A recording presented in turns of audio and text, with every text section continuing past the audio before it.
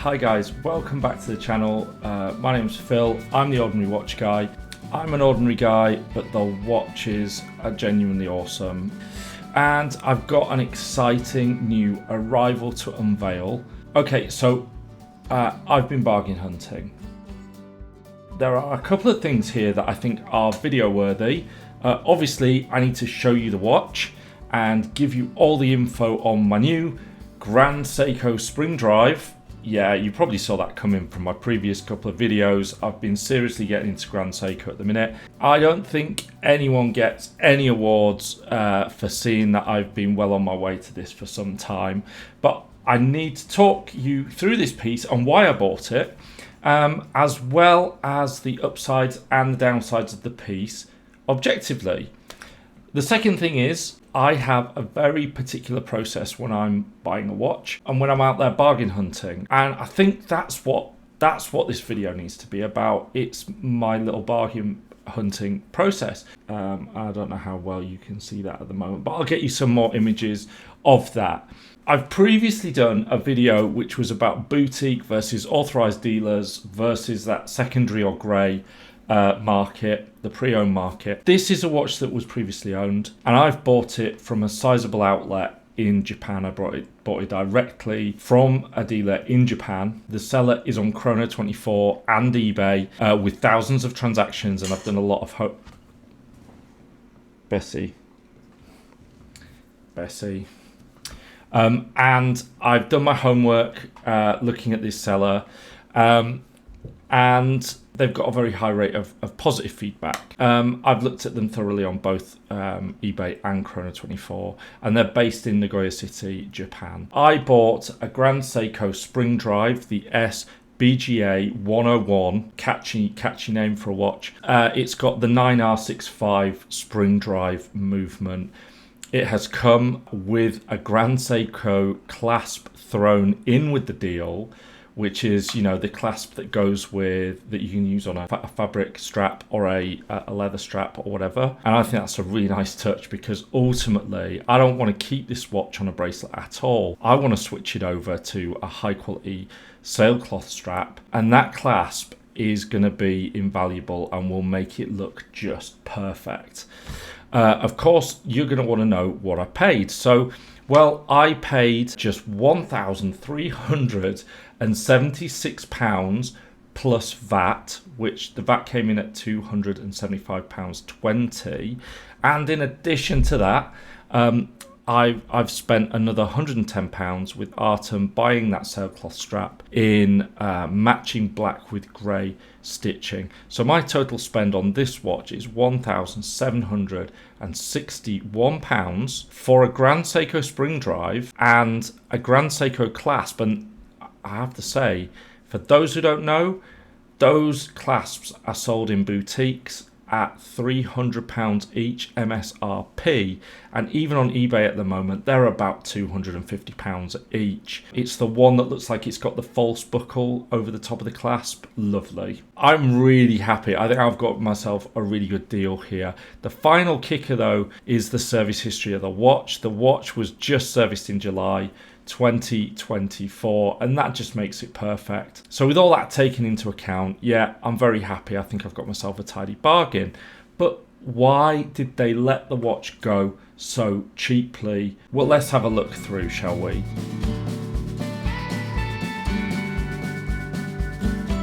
I didn't make them an offer that they can't refuse or anything like that. I'm not like, you know, I'm gonna make them an offer he can't refuse. My methodology for buying a secondhand watch is pretty simple. I don't shop for the things I want, although obviously that's pretty much where we all kind of begin. I look for the downsides that I can totally live with very happily. And what I want is actually, you know, to find a watch that has got some of those things. It's the little things that are technically wrong with a watch that don't matter to you that are going to get you a good deal. You know what you really want, and you have to prioritize your list of desirables, of course. So I knew I was looking for a Grand Seiko. I wanted a Spring Drive. and I wanted it presenting in good cosmetic order. I didn't want it dinged up, chewed up, dropped, and generally looking like it had had a hard life. Thankfully, Japanese watches are generally well kept, and there is a pretty strong culture of respecting and keeping your belongings very tidy. So when this watch arrived, described as fair, I'm shocked at how good the condition is of this watch actually. I also knew right from the get-go that I wanted to put it on a strap. And of course I did look at a number of watches already on straps, but trust me, there are plenty of people who feel the same way about Grand Seiko bracelets, because you will pay that premium for a watch already on a strap with a clasp.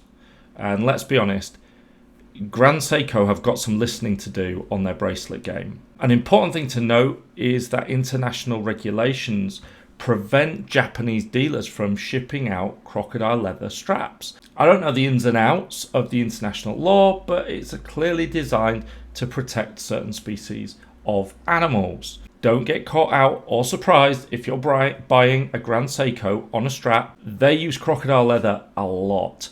And some of the advertisements will say quite clearly up front, we will send you the watch without the strap.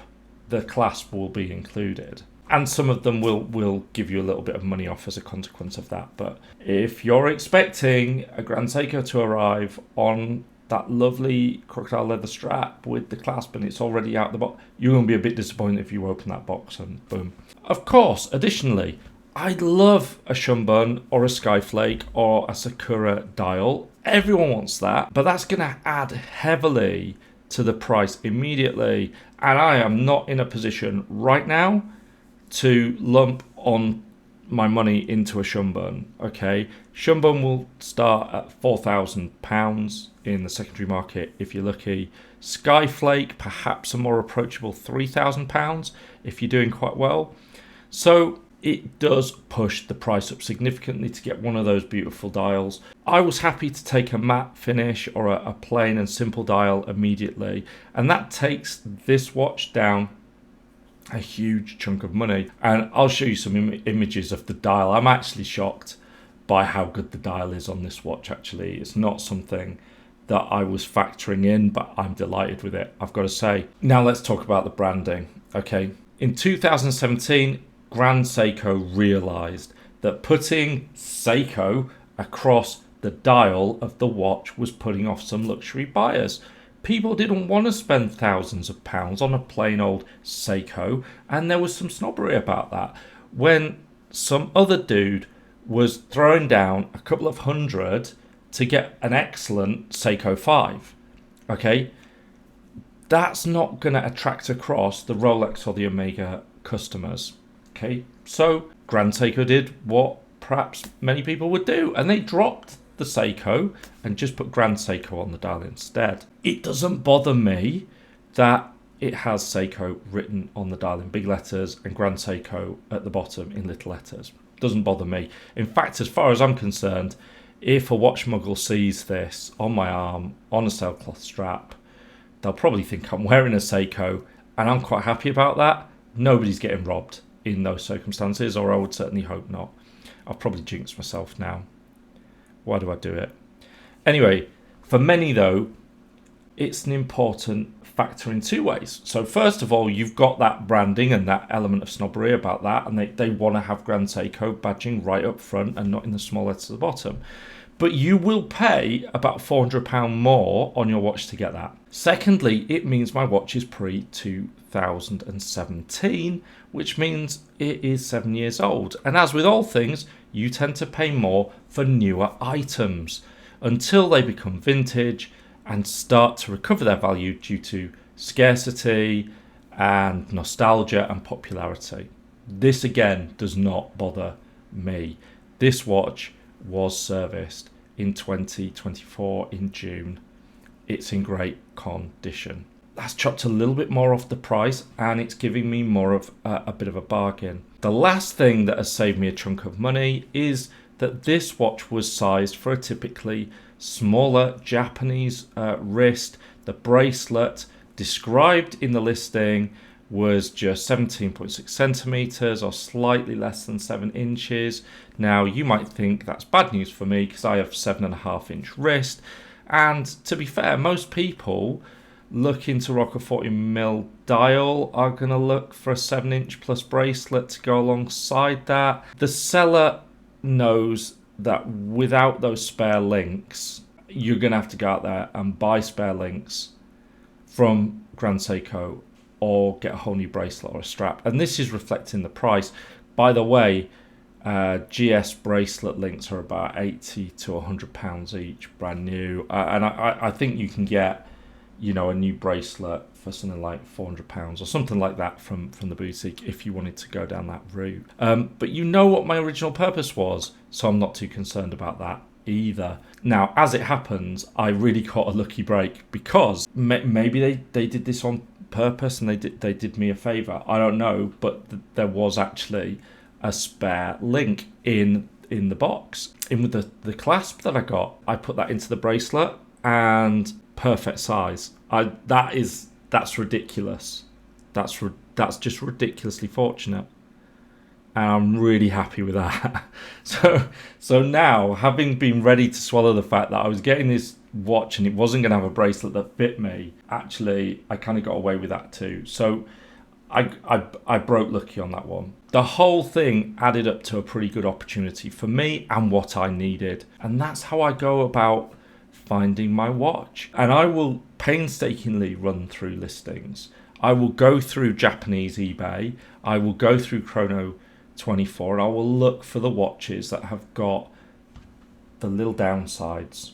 Those little downsides that add up all the way along. Although negotiation and haggling are not really Japanese things. Yeah. This bloke won't haggle. Won't haggle? They're incredibly transparent in their pricing and it is reflected in what has been offered.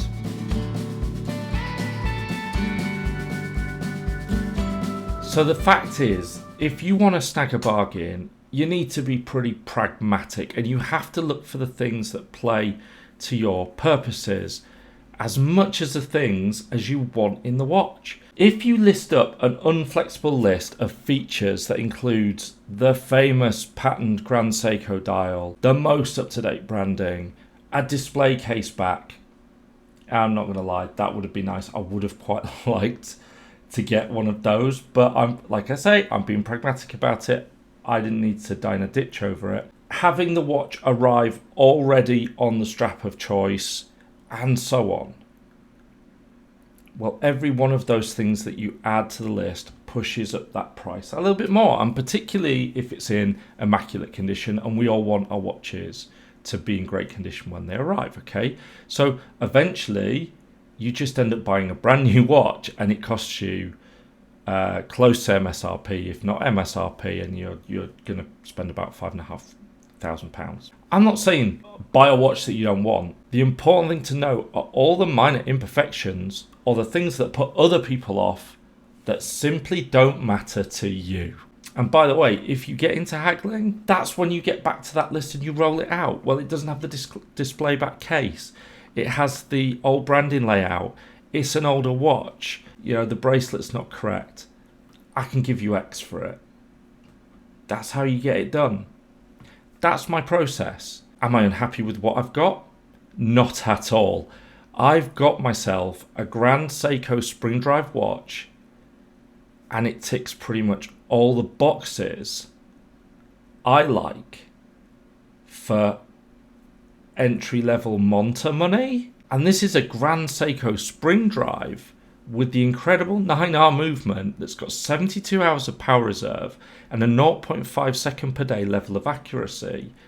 I am absolutely delighted and I'm incredibly excited. When I received it and I saw the condition that it was in and the lucky break I got on the bracelet as well, I'm over the moon. Honestly, I'm over the moon.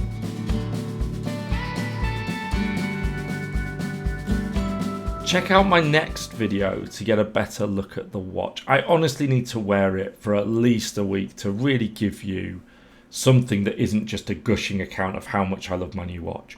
Okay, and how psyched I am to have it in my hands. Okay, so because I'm in that moment at the moment, we all know what that is like when you get the box arrives.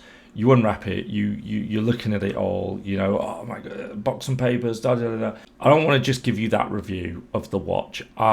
Give me about a week or so, and I will be able to give you a more thorough and objective review about wearing it consistently for the week. Like I said, I've got that Artem strap coming. I'm going to get it on the strap. I want to know what it's like to have that in play as well. So then I'm going to do a watch review on this, and we can really focus in on that Grand Seiko experience. But for now, please hit me in the comments with any of your buying tips. Have you bought from abroad? Do you have your own buying process? What is the last watch that you bought pre-owned? Where did you get it? And how has it worked out for you long term? Do you feel like you got a deal on it? Did you experience any buyer's remorse once you landed it? Thank you for commenting, liking and subscribing. It's great to have you here. The channel is growing in a lovely way. I'm the Ordinary Watch Guy. I will see you in the next video. Bye for now, guys.